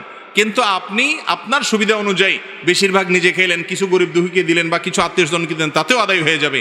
এমন কোনো বাধ্যবাধকতা নেই যে এতটুকু দিতেই হবে বা গরিবদেরকে দিতে হবে। অনেকে আকিকার গোশতের ব্যাপারে ভুল ধারণা করেন, মনে করেন যে মা বাপ তারা আকিকার গোশত খাবে না। আমি বলি ভাই, কষ্ট করে মা বাপ জন্ম দিছে বাচ্চা, আকিকার গোশত তো সবচেয়ে বেশি তারা খাবে। সবচেয়ে বেশি খাবে কে? বাচ্চার মা বাপ। সবচেয়ে বেশি খাওয়ার কথা না, মানে খেতে পারবে তারা। অতএব আকিকার গোশত ধনীদেরকে দিলে হবে না এমন না। তবে হ্যাঁ, যেটা প্রশ্ন করা দরকার ছিল সেটা করেন নাই, সেটা হলো আকিকার গোশত এটা দিয়া অনুষ্ঠান করার নাম করে মানুষকে কার্ড দিয়া দাওয়াত দিয়া এনে এরপরে টেবিল চেয়ার নিয়ে বসে চাঁদা নেওয়া, এটা গর্হিত কাজ, গুনাহের কাজ। কথা কি বুঝাতে পারছি? আকিকার দাওয়াত দেওয়ার নাম করে কার্ড টাট করে সামিয়ানা টাঙ্গায়া প্যান্ডেল করে খানার অ্যারেঞ্জ করলেন, আবার টেবিল চেয়ার নিয়ে খাতা কলম নিয়ে ভিক্ষুকের মতো বসে গেলেন চাঁদা আদায় করার জন্য। এই রোগটা আছে না নাই? এটা জায়েজ নাই। এটা হলো মানুষকে লজ্জায় ফেলে তার কাছ থেকে চাঁদা নেওয়া। এই কাজ করার চাইতে হোটেলে ব্যবসা করা অনেক ভালো। এই কাজের চাইতে হোটেলে ব্যবসা করা অনেক ভালো কাজ। কারণ হোটেলে, বেশিরভাগ হোটেলগুলোতে মানুষ খাওয়া দাওয়া করার পর এরপরে যাওয়ার সময় বিল দেয়, ঠিক না? ঠিক। আর এখানে যাওয়ার আগে ঢুকার সময় টেবিলে আগে কি আনছেন দিয়া নাম ধাম লেখায়া তারপরে যান ভিতরে খান। খাইবেন 500 টাকা, দিতে হবে 5000 টাকা, ঠিক না? ঠিক। এই চাঁদাবাজি এবং এই কুপ্রথা এটা আমাদের এখান থেকে বেরিয়ে আসতে হবে। আপনার এই বাচ্চারা আকিকা খেতে এসে দাওয়াত পেয়ে না গেলেও দোষ, আর গেলে এতগুলা টাকা দিয়ে আসা লাগে, মানুষের বরং বদ্দোয়া আসে। অতএব এটা জায়েজ নাই। লা ইয়াহিল্লু মালি মুসলিমিন ইল্লা বিতিবি নাফসি। কোনো মুসলমানের টাকা এভাবে চাঁদা নিয়ে আপনি বিভিন্ন রকম সিন ক্রিয়েট করে নেওয়া জায়েজ নাই। এরপরে প্রশ্ন হলো, ছোট সময় অনেকের বাড়ি থেকে অনেকে বিভিন্ন ফল কুড়িয়ে আনতেন, এতে কি গুনাহ হয়েছে? হয়ে থাকলে মাপের পথ কি? এ বিষয়ে আমরা বিভিন্ন জায়গায় প্রশ্ন উত্তর দিয়েছি। এই আকামটা, এই চুরিটা মোটামুটি সবার জীবনে, বেশিরভাগ মানুষের জীবনে কম বেশ হয়। তো এই অপরাধটা থেকে বাঁচার উপায় হলো, যাদের বাড়ি থেকে, যাদের গাছ থেকে ফল পেড়ে খেয়েছেন, আপনার আশেপাশে চাচা জ্যাঠা বা পরিচিত যদি হয়, তো বড় হওয়ার পর যখন আল্লাহ বিবেক বুদ্ধি দিচ্ছেন তখন মাপ চাবেন, চাচা যান ছোট থাকতে পিচ্ছি থাকতে চুরি করে আম পারছি, এটা পারছি, নারিকেল পারছি, বেঁচে ফেলছি, খেয়ে ফেলছি, মাপসাপ করে দেন। কেউ এটা আটকে রাখার কথা না। আপনি মাপ চাইলে কি করবে? মাফ করে দিবে ইনশাল্লাহ, মাপ চেয়ে নেবেন। আর যদি তাদেরকে পাওয়া না যায়, বা কতজনের কাছ থেকে খেয়েছি কোনো হিসাব নাই, বেহিসাবে চুরি করেছেন, এরকম যদি হয়, তাহলে একটা ফিগার আনুমানিক 500, 1000, 2000, 3000, এর বেশি হবে না, সবগুলো মিলায় দাম, এটা আল্লাহ রাস্তা দান করে দিবেন ওই ব্যক্তিদের পক্ষ থেকে যাদেরকে খুঁজে বের করা সম্ভব না, কিন্তু দিতে হবে, কারণ দায় মুক্ত আপনাকে হওয়া লাগবে। এরপরে প্রশ্ন হলো, বর্তমানে যুবকদের মাস্টারবেশন থেকে মুক্তির উপায় কি? এটা একটু আগে বলেছি। পর্নোগ্রাফি থেকে বাঁচার যে উপায়গুলো, সেগুলোই হুবহু অবলম্বন করলে হবে ইনশাআল্লাহ। এরপরে প্রশ্ন হলো, বিভিন্ন ধরনের লোভনীয় প্রাইজ দেখিয়ে 10-20 টাকার লটারি কেনা বেচা করা জায়েজ আছে কিনা? না। অনেক লটারি আছে, 10 টাকা 20 টাকার লটারি কিনবেন, এরপরে আপনার ভাগ্যে যদি লেগে যায় তাহলে আপনি এত লাখ টাকার মালিক হবেন, ওইটা পাবেন, সেটা পাবেন, মোটরসাইকেল পাবেন, ফ্ল্যাট পাবেন, এত লাখ টাকা পাবেন। এই সমস্ত লোভনীয় লটারি আমাদের দেশে অনেক সময় ছাড়া হয়। এই লটারিগুলো, এগুলো সবগুলো জুয়া, আর জুয়াকে আল্লাহ রাব্বুল আলামিন স্পষ্ট হারাম ঘোষণা করেছেন। এবং শয়তানের নোংরা কর্মকাণ্ডের মধ্যে থেকে একটা হলো এই জুয়ার কাজ। মুসলমানের জন্য এই জুয়ায় অংশগ্রহণ করা, লটারি কেনা জায়েজ নাই, হারাম। এরপরে প্রশ্ন হলো, ছোটবেলা থেকে শুনে আসছি 1 ওয়াক্ত নামাজ ছেড়ে দিলে 2 কোটি বা তার চেয়ে বেশি সময় জাহান্নামের আগুনে থাকতে হবে, এটা কতটুকু সহি? ভাই, এই মর্মে একটা কথা আপনারা ছোটবেলা থেকে শুনে আসছেন, আমরাও সবাই শুনে আসছি, সেটা হলো 1 ওয়াক্ত নামাজ কাজা করলে, 1 ওয়াক্ত নামাজ না পড়লে, তাহলে সেই ক্ষেত্রে 2,88,00,000 বছর জাহান্নামের আগুনে পোড়াইতে হবে, 1 ওয়াক্ত নামাজ কাজার কারণে, ছাড়ার কারণে। এই কথা শুনছেন না আপনারা? তো এই বিষয়টি আসলে যেই বর্ণনাতে পাওয়া যায়, সেই বর্ণনাতে 80 হুকবার কথা বলা হয়েছে, 80 হুকবাকে যোগ বিয়োগ করে 2,88,00,000 বছর বের করা হয়েছে। এটা ফাজাইলে আমালে শাইখুল হাদিস জাকারিয়া রহমতুল্লাহ আলাইহি উল্লেখ করে এরপরে বলেছেন, এই মর্মে হাদিস বিভিন্ন বইতে লেখা আছে, কিন্তু আমি কোথাও পাই নাই।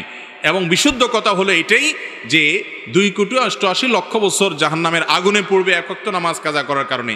এই মর্মে কোনো বিশুদ্ধ তো দূরের কথা, কোনো আপনার দুর্বল হাদিসও নাই, বরং এটি সম্পূর্ণ জাল, ভিত্তিহীন। কোনো হাদিসের কিতাবে এরকম কোনো কথা বলা হয় নাই। তবে এর মানে এই না যে তাহলে তো নামাজ না পড়লেও চলবে, ব্যাপারটা সেরকম না।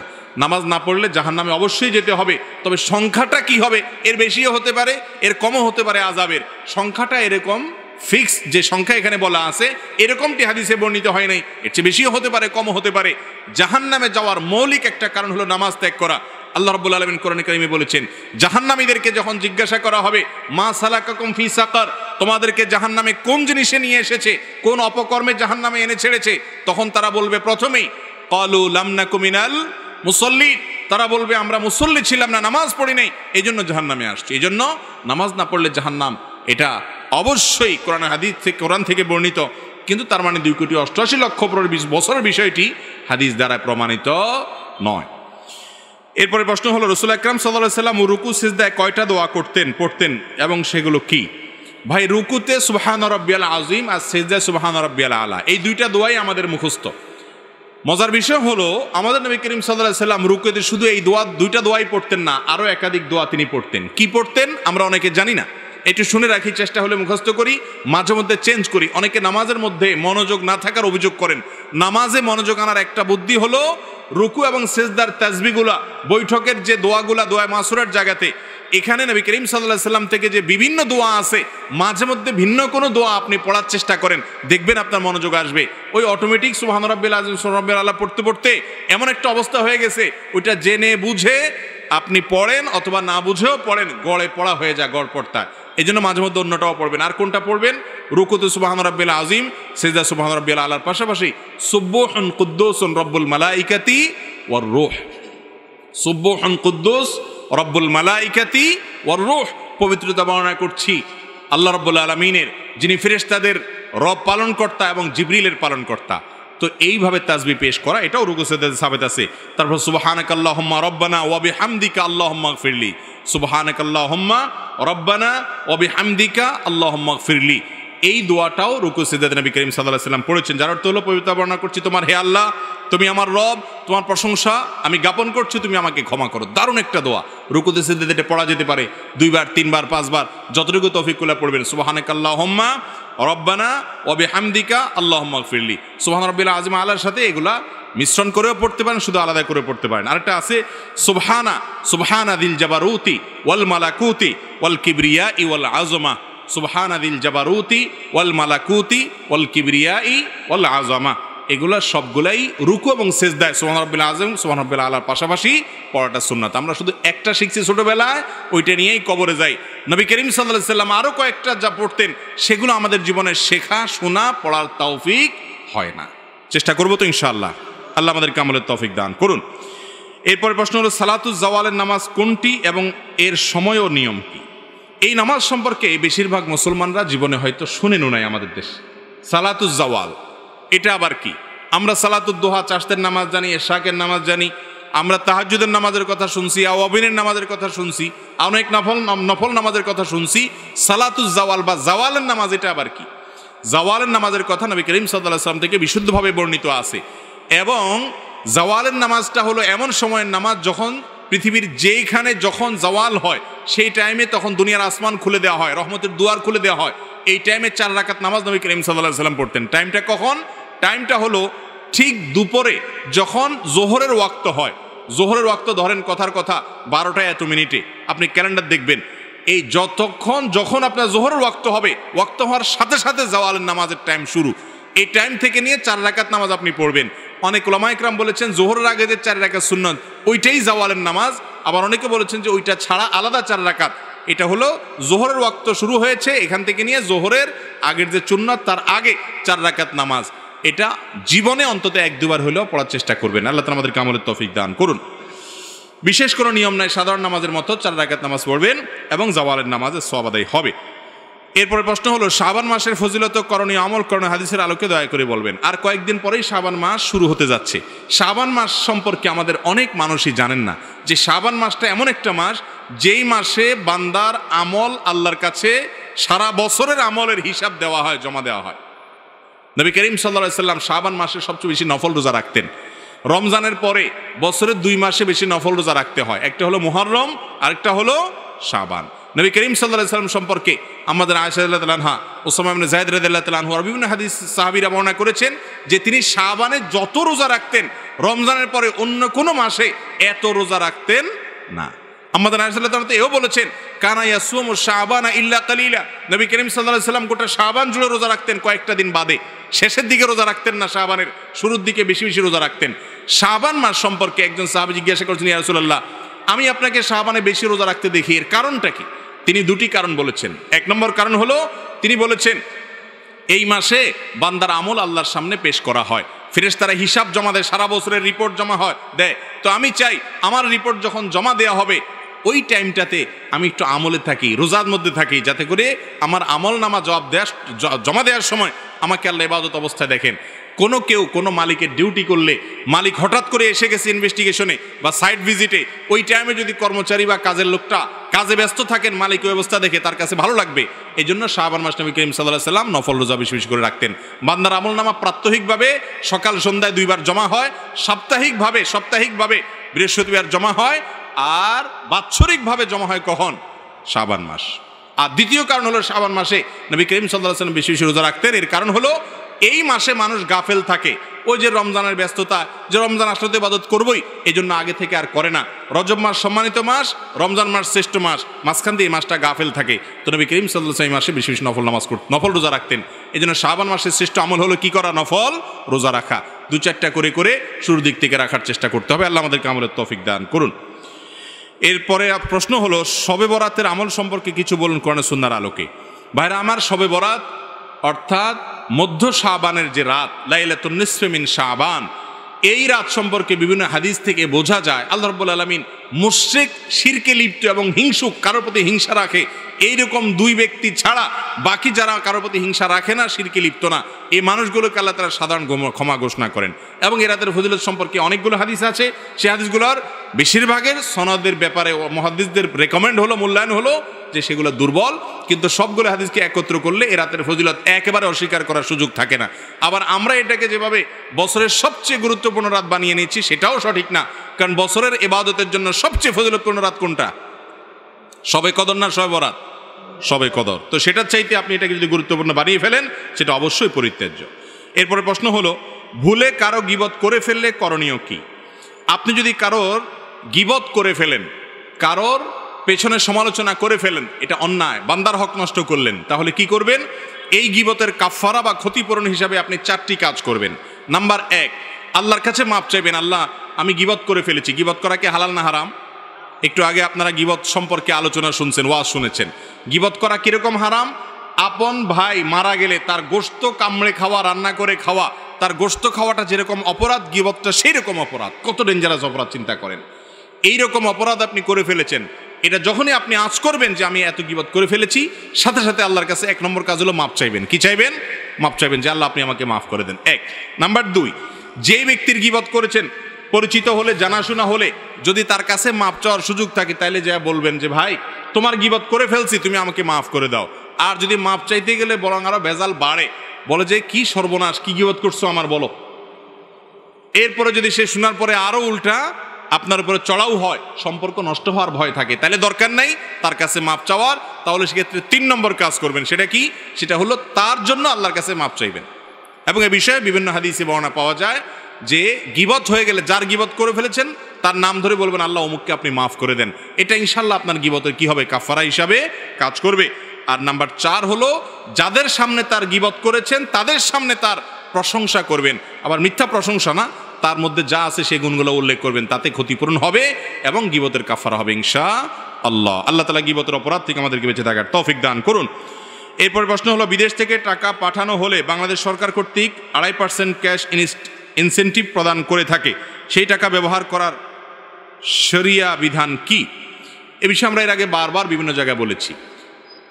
সরকার বৈধ পদ্ধতিতে যেন টাকা পাঠানো হয় বিদেশ থেকে, প্রবাসীরা যেন বৈধ পদ্ধতিতে অর্থাৎ ব্যাংকের মাধ্যমে টাকা পাঠায়, যেন হুন্ডির মাধ্যমে না পাঠায়, সেজন্য উৎসাহ দিয়ে, প্রণোদনা দিয়ে শতকরা এই যে 2.5% ইনসেন্টিভ দিয়ে থাকে, এইটা গ্রহণ করাতে কোনো অসুবিধা নাই, কারণ এটা কোনো ঘোষণা, শুধুমাত্র প্রশ্নই নেই। এটা ঘুষ বা সুদ না, বিধায় এটা গ্রহণ করতে কোনো অসুবিধা নাই, এটা জায়েজ আছে। এটা হলো একটা ভালো কাজ আপনাকে করার জন্য উৎসাহ দেওয়া হচ্ছে, পুরস্কার দেওয়া হচ্ছে, বিধায় বিদেশিরা, প্রবাসীরা টাকা পাঠিয়ে এই ইনসেন্টিভ গ্রহণ করতে পারেন, তাদের আত্মীয় স্বজনরা দেশে গ্রহণ করতে পারেন, কোনো সমস্যা নাই। এরপরে প্রশ্ন হলো মসজিদে চেয়ারে বসে নামাজ পড়ার বিধান কি? জায়েজ কিনা? মসজিদে চেয়ারে বসে নামাজ পড়া এটা জায়েজ কিনা? জায়েজ। এটা নির্ভর করে ব্যক্তির অবস্থার উপরে। আমাদের দেশে আজকাল এমন একটা অবস্থা হয়েছে, আমি সব জায়গায় এই কথাটা বলি, যে মসজিদে এত পরিমাণ চেয়ার দেখা যায়, এটা কি মসজিদ নাকি কোনো আকিজ প্লাস্টিকের দোকান? এটা নিয়ে সন্দেহ দেখা দেয়, ঠিক না? ঠিক, এত পরিমাণ প্লাস্টিক থাকে, প্লাস্টিকের চেয়ার থাকে। কিরে বাবা, 10 বছর আগে তো এত মাজা ব্যথার রোগী ছিল না, 5 বছর আগে তো দেশে এত মাজা ব্যথার রোগী ছিল না, এখন কোত্থেকে আসছে? বাস্তবতা হলো অনেকে আছে এমন, একটু শরীরটা খারাপ লাগলে বৈশা নামাজ পড়া শুরু করে দেয়, আছে না নাই? এরকম সামান্য শরীর খারাপ লাগতেছে, একটু শরীরটা দুর্বল লাগতেছে, আর আমি চেয়ারে বসে নামাজ পড়া শুরু করলাম। ফরজ নামাজ যদি এভাবে পড়েন আপনার নামাজ হবে না, নফল নামাজ বা সুন্নত নামাজ যদি বসে পড়েন হয়ে যাবে, কিন্তু ফরজ নামাজ এটা যদি আপনি এইভাবে পড়েন তাহলে নামাজ হবে না। কারণ ওয়াকুমু লিল্লাহি কানিতিন, নামাজের মধ্যে দাঁড়ানোটা ফরজ, রুকু করা ফরজ, সিজদা করাও কি ফরজ। আপনি ঠুনকো অজুহাতে একটু শরীর খারাপ দেখে আপনি এটা করতে পারেন না। তবে হ্যাঁ, যদি কারোর অসুস্থতাটা এই লেভেলের থাকে যে ওই বেচারা রুকু করতে গিয়ে কোমর ভাঙতে গেলে তার মারাত্মক কষ্ট হয়, অসুস্থ হয়ে পড়ে, সেজদা করতে গেলে বিপদ হয়, কষ্ট হয়, বা নিয়মিত রুকু সেজদা করতে গেলে অভিজ্ঞ এবং দিনদার ডাক্তার, যিনি নামাজ কালামের গুরুত্ব বুঝেন, মুসলমান, সেরকম ডাক্তার যদি তাকে বলে যে আপনি নিয়মিত নামাজ কালাম পড়লে আপনার রোগটা স্থায়ী হয়ে যাবে, বিপদ হবে, বাড়বে, তাহলে সেই ব্যক্তির জন্য দাঁড়িয়ে দাঁড়িয়ে নামাজ পড়া এবং রুকু সিজদার সময় চেয়ারে বসে ইশারায় রুকু সিজদা করা জায়েজ আছে। আর যদি দাঁড়ানো থেকে বসারও ক্ষমতা না থাকে তাহলে সেক্ষেত্রে চেয়ারে বসে নামাজ পড়া জায়েজ আছে। এটা হলো যার কোনো উপায় নাই, শেষ চিকিৎসা তার জন্য। গোটা দুনিয়ার সব করতে পারেন, আপনি ধান খেতে কাজও করতে পারেন, আবার গাছে উঠতে পারেন, সারা দুনিয়া দাবড়ায় বেড়ান, শুধু মসজিদে এসে একটা চেয়ার টান দিয়ে বসে যান, এটা কিন্তু জায়েজ হবে না। প্রকৃত অবস্থায় যদি আপনি অপারগ হন তাহলে আপনার জন্য জায়েজ হবে। এরপরে প্রশ্ন হলো, বর্তমান যুব সমাজ বিভিন্ন অশ্লীলতায় নিমজ্জিত, এর থেকে উত্তরণের জন্য কি কি পন্থা অবলম্বন করা যায়? যুবকদেরকে নষ্টের জন্য যত আয়োজন হতে পারে তার সবগুলো করে রাখা হয়েছে, ঠিক না ভাই? ঠিক। যুবকদেরকে, চরিত্রকে ধ্বংস করার জন্য শয়তান এই সমাজে সব কিছু করে রেখেছে। এই সময়টাতে আজকের যুবকদের জন্য অশ্লীলতা থেকে বেঁচে থাকা অনেক কঠিন। আর এই কারণে ডক্টর খন্দকার আব্দুল্লাহ জাহাঙ্গীর রহমাল্লাহ বলতেন, তার কথা তিনি বলতেন, আমার মতো বুড়ো দাড়ি পাকা মানুষ তাহাজ্জুদের নামাজ পড়ে যে পরিমাণ সওয়াব পাবো, তোমরা যুবকরা শুধুমাত্র ফরজ নামাজ পড়ে তার চেয়ে বেশি সওয়াব পাবা। কারণ এই সময়টাতে ঈমান রক্ষা করা সহজ না, কঠিন ভাই, অনেক কঠিন। বিধায় এই অশ্লীলতার জোয়ার থেকে বাঁচার জন্য প্রথম কাজ হলো দৃষ্টিকে অবনত রাখতে হবে। এটা ওয়াজ করা যত সহজ, আমল করা এত সহজ না, নিজের সঙ্গে যুদ্ধ করতে হয়। আর এর পাশাপাশি খুব দ্রুততার সাথে টাকা পয়সা উপার্জন করে কোনো রকম বিবাহের সক্ষমতা, আর্থিক সক্ষমতা তৈরি করে অভিভাবকদেরকে বুঝিয়ে সুঝিয়ে বিয়ে শাদী করে ফেলতে হবে। বিয়ে শাদী করা, চোখের হেফাজত করা, গুনাহের পরিবেশ থেকে দূরে সরা। যেই জায়গা গেলে নারী পুরুষের ঢলাঢলি মেশামেশি আপনি নিজেকে বাঁচাতে পারেন না, সেই জায়গা থেকে আপনাকে সরে আসতে হবে। যেই পেজ থেকে ফেসবুকে খারাপ জিনিস আসে ওই পেজকে আনফলো করে ফেলতে হবে, ব্লক করে ফেলতে হবে। যে আইডি থেকে বাজে জিনিস আসে ওই আইডিকে ব্লক করে আনফ্রেন্ড বা আনফলো করে রাখতে হবে। এক কথায় গুনাহের পরিবেশ থেকে বাঁচতে হবে। যদি আপনি বাঁচতে পারেন ইনশাআল্লাহ অশ্লীলতা থেকে আল্লাহ আপনাকে বাঁচাবেন। এরপরে প্রশ্ন হলো, ব্যবসায়িক বা ব্যক্তিগত যে কোনো প্রচারণার জন্য খেলাধুলা বা বিভিন্ন মিডিয়ায় স্পন্সর করা নিয়ে ইসলাম কি বলে? সম্পূর্ণ নাজায়েজ। বিশেষ করে খেলাধুলা, প্রচলিত খেলাধুলা যেগুলো আছে পৃথিবীতে, এসব খেলাধুলার সাথে অনেক হারামের সম্পর্ক আছে এবং এগুলো যখন মিডিয়াতে প্রচার হয় সেগুলো হারামে লিপ্ত হওয়া ছাড়া দেখার সুযোগ থাকে না। জুয়া ছড়ো অনেক আনুষঙ্গিক অপরাধ তো তার সাথে থাকেই। একজন মুসলমান নিজের পণ্যের প্রচারণার জন্য এগুলোর স্পন্সর হওয়া জায়েজ নাই। আপনার টাকা দিয়ে কি করছেন, ভালো কাজ হচ্ছে না খারাপ কাজ হচ্ছে আপনাকে দেখতে হবে। ওয়ালা তাআওয়ানু আলাল ইসমি ওয়াল উদওয়ান, আল্লাহ বলেছেন অন্যায় এবং সীমালঙ্ঘনের কাজে একে অন্যের সহযোগিতা করো না। এরপরে প্রশ্ন হলো, বিভিন্ন ধরনের লোভনীয় প্রাইজ দেখিয়ে 10-20 টাকার লটারি দেওয়া, এটা উত্তর দেওয়া হয়েছে। এরপরে প্রশ্ন হলো, যে কোনো ব্যবসার একটি পণ্যের সর্বোচ্চ কত শতাংশ লাভ করা ইসলামের বিধান? দরদাম করে যত ইচ্ছা তত লাভ করা যাবে কিনা? আপনি দোকানদার, আপনার কোনো একটা জিনিস আপনি বিক্রি করবেন, 10 টাকার জিনিস, সেটাতে আপনি কি 1 টাকা লাভ করবেন না 2 টাকা লাভ করবেন নাকি 5 টাকা লাভ করবেন? এটা একান্ত আপনার এবং ক্রেতা দুইজনের ব্যাপার, অধিকার। এখানে ইসলাম ইন্টারফেয়ার করে না।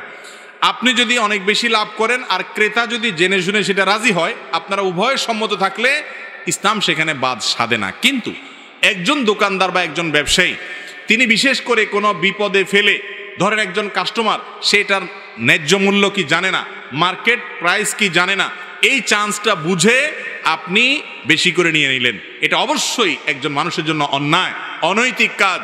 একইভাবে আপনি কোনো আইটেমের ক্রাইসিস আছে মার্কেটে, এই চান্সে আপনি বাড়ায় নিয়ে এলেন, সেটাও অনৈতিক অন্যায়। কিন্তু শরীয়ত কোনো পার্সেন্টেজ ঠিক করে দেয় না যে এর বেশি লাভ করা যাবে না। এটা ব্যক্তির বিবেকের উপরে ছেড়ে দিয়েছে। সেজন্য জুলুম না করে, অন্যায় না করে, মানুষকে বিপদে ফেলে যেন উপার্জন না করে। তবে চাইলে তারা উভয়ে মিলে এইটার যে কোনো দাম ঠিক করবে সেটা তারা নিতে পারবে, শরীয়ত সেখানে কোনো বাধা দেয় না। এরপরে প্রশ্ন হলো, আমাদের এলাকা প্রায় মসজিদে খুবই দ্রুত তারাবির নামাজ পড়া হয়, ওনারা ধীরে না পড়ার কারণ কি হতে পারে? কি হতে পারে এটা তো পরিষ্কার, তারাবির নামাজ তাড়াহুড়া করে পড়া হয় কেন ভাই? যে তারাবির নামাজ শেষ করে গিয়া বাড়িতে হয় টেলিভিশনের সামনে বসবে, না চা দোকানে আড্ডা মারবে বা অন্য কোনো কাজ করবে।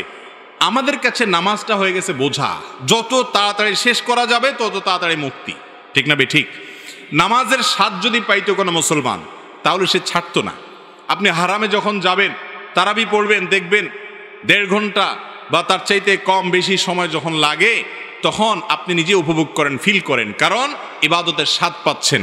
আমাদের দেশে দুঃখজনক, তারাবির নামাজটাকে আমরা তুফান মিলে পড়ি, 4G 5G গতিতে তারাবি পড়ি, ঠিক না বে ঠিক? আবার এটা নিয়ে গ্রামাঞ্চলে দেখা যায় কম্পিটিশন হয়, কাদের হাফেজ সাহেব কত তুখোড়, কত জোরে পড়তে পারে, এটা নিয়ে কম্পিটিশন হয় না? আমি একটা কথা বলি, বাইসাইকেল, গাড়ির ক্ষেত্রে একই কথা। যারা গাড়ি চালাতে জানেন তারা জানেন যে গাড়িতে নতুন ড্রাইভার যখন ড্রাইভিং করে, ড্রাইভিংয়ের সময় দেখবেন যে নতুন নতুন যখন গাড়ি চালা, গিয়ার দিয়া এসকালেটারে চাপ দিলে, ক্লাস ছেড়ে দিলে গাড়ি দৌড়ায়। তো যত দৌড়ায় তত মনে করে সে ড্রাইভার হয়ে গেছে।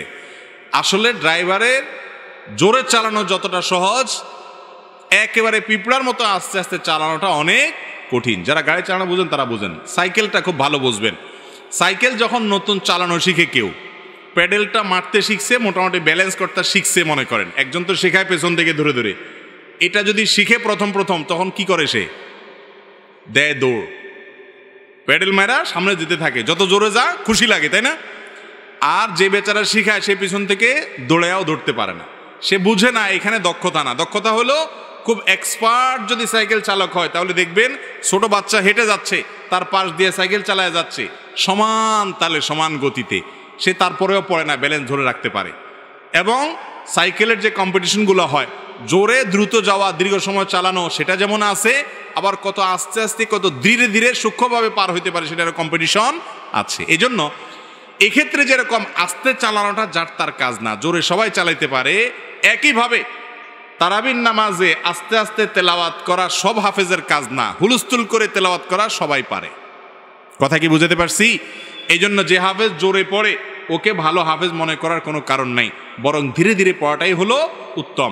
আচ্ছা, ধীরে এবং তাড়াহুড়া করে যদি তেলাওয়াত করেন আপনি তারাবিতে, পার্থক্য কতটুকু হবে জানেন? 5 থেকে 10 মিনিট, সর্বোচ্চ 15 মিনিটের। 15 মিনিটে কি আসবে যাবে, কিন্তু আপনার নামাজটাই নষ্ট হবে। তারাবি তারবিহাতুন বহুবচন, তারাবির মানেই হলো আরাম করে করে ধীরে ধীরে পড়া। আর আমাদের জীবনের যত নামাজ আছে এর মধ্যে সবচেয়ে হুলস্থুল করেই পড়ি আমরা এই নামাজটা, ঠিক না বে ঠিক? তাহলে আপনার রমজানের আমলের যে আসল বৈশিষ্ট্য সেটাই তো মিস হয়ে যাচ্ছে। অতএব তারাবিতে তাড়াহুড়া করব। যদি আপনার খতম তারাবিতে অসুবিধা হয় দরকার নাই, সূরা তারাবি পড়েন, কিন্তু ধীরে ধীরে আস্তে আস্তে পড়েন। রুকুতে গেলেন, সুবহান রাব্বিল আযীম মুখে নিতে না নিতে দাঁড়ায় গেলেন, আবার চলে গেলেন। আপনার হাফেজ সাহেব এরকম তুখুর নামাজ পড়ে বললেন, ওরে বাবা তুখুর হাফেজ। আসলে তুখুর হাফেজ না, ওটা দুর্বল হাফেজ। অতএব হাফেজদেরকেও চাপ দিবেন না, ঘড়ি দেখবেন না বারবার যে হুজুর দেরি হয়ে যাচ্ছে, বরং সময় দিবেন।